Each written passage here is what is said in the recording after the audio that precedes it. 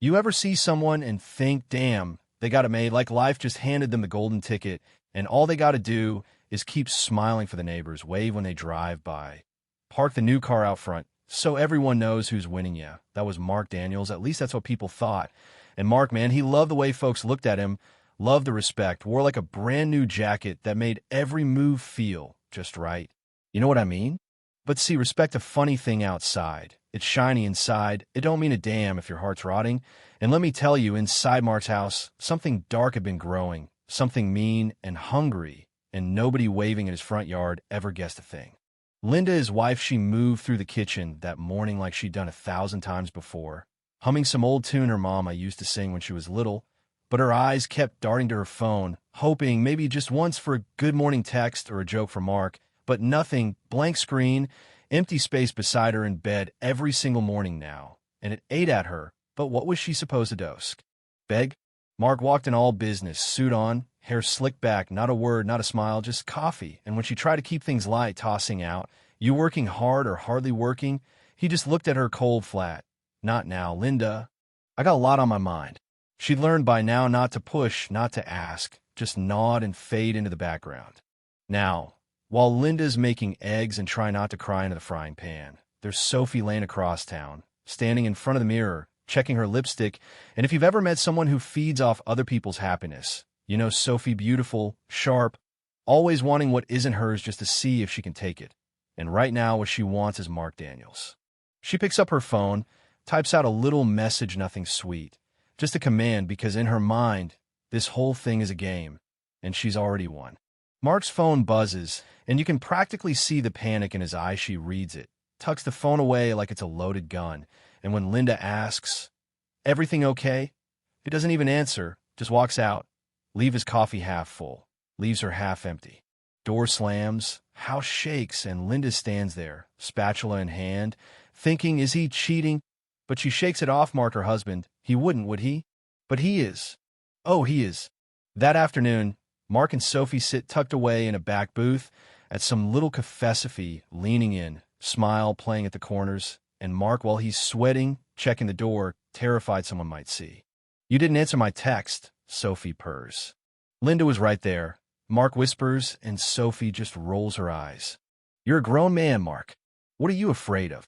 And it's like she's poking at his pride, pushing him to do something stupid, and you can see him caving, inch by inch, until Sophie finally lays it out. "Prove you want me.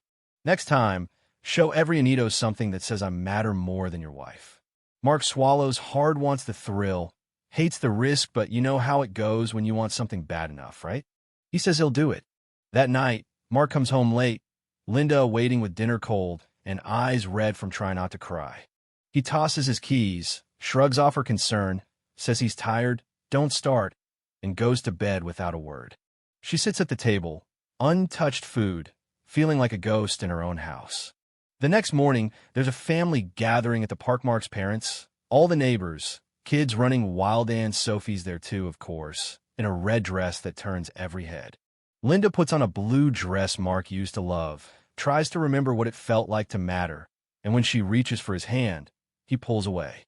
At the party, Mark barely notices Linda. He's too busy stealing glances at Sophie, feeling her eyes on him, daring him to make a move. Linda tries to keep up the act, cracking a joke about Mark hogging the chicken, but Sophie shoots him that look, "Now's your chance." Mark turns, snaps at Linda about her cooking, and the whole group goes silent. Linda's face crumbles, Sophie grins, and Mark feels the first crack in the mask, but it's not enough. Later, Sophie texts him, "Not bad. But next time, don't just talk. Show me." Now here's where things get ugly. Another party, more whispers, and this time, Sophie wants blood. Mark's hands shake, Sophie's watching, and Linda, desperate to save her marriage, tries to pull him and asks if he's okay, tries to touch his arm, and Mark, in front of everyone, yanks away, yells, tells her to stop. People notice, the laughter dies, Sophie drinks it in. Linda tries again, softer, begging for the man she married, and Mark he snaps. He slaps her. Loud, hard, right across the face. The yard goes silent. Linda stands there, shock and pain mixing on her face, and Mark just breathes hard, realizing what he's done, but not apologizing. Sophie smirks, Mark's mother drops her plate, and the kids stop playing. Linda whispers his name. He glares back, "Don't embarrass me again," and storms off, leaving her humiliated in front of everyone. Sophie finds Mark inside, congratulates him, tells him that's what she needed to see, but all Mark feels is sick. She tells him not to get soft now, and walks away, leaving him alone with his guilt. Here's your twist, right? Sophie, for all her talk, starts to lose interest now that Mark's crossed the line, now that he's hers and everyone knows. She wants the chase, not the broken man. Meanwhile, Linda is left shattered, and Mark's mother is the only one who tries to comfort her, whispering that she doesn't deserve any of this, that it's not her fault. Mark's father corners him, voice cold. "You're not the man I raised," but Mark just pushes past, numb and lost. From there, it all falls apart. Mark gets called into the boss's office, Mr.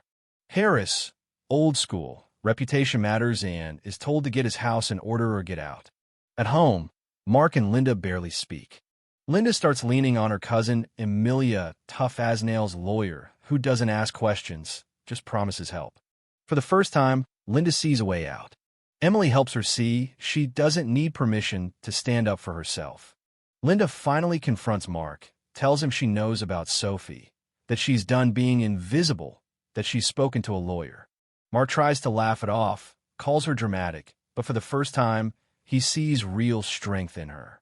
Linda doesn't cry, doesn't scream, she just lets him pass, feeling empty but free. The neighborhood turns cold, people whisper, old friends avoid him. Even his parents stop picking up the phone. Sophie dumps him, blocks his number, says she doesn't want his mess.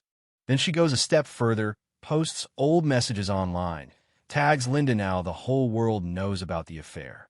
Mark loses his job. Linda gets offered a position at his old company, respected. People reach out, tell her she's brave. And Mark? He's left with nothing.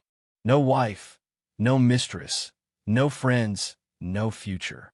He tries to call Sophie, but she's long gone. Linda leaves a note, just a line. "I'm done. Don't call me." She walks out with her head high, neighbors watching from behind their curtains. Some nod in respect, some look away in shame, but everyone knows Linda chose herself. Linda starts over in a small apartment, sunlight streaming in, coffee from her own mug, her own job, her own life. Emily checks in. Linda makes new friends, even starts speaking out for other women, telling her story not as a victim, but as a survivor. Mark sees her once at a community talk, and he looks smaller, hunched, haunted by what he's done. Linda tells the crowd, there's a price for every betrayal, but you can always move forward if you choose respect.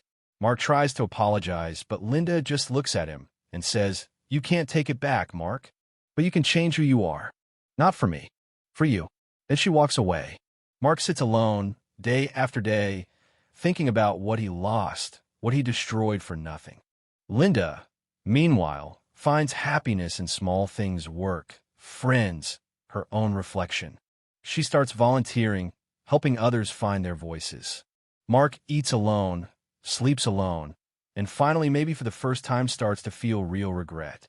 Because, you see, betrayal burns everything, leaves nothing but ashes, but self-respect that can rebuild what's been lost, and real strength is choosing yourself, even if it means letting go of everything you thought you needed.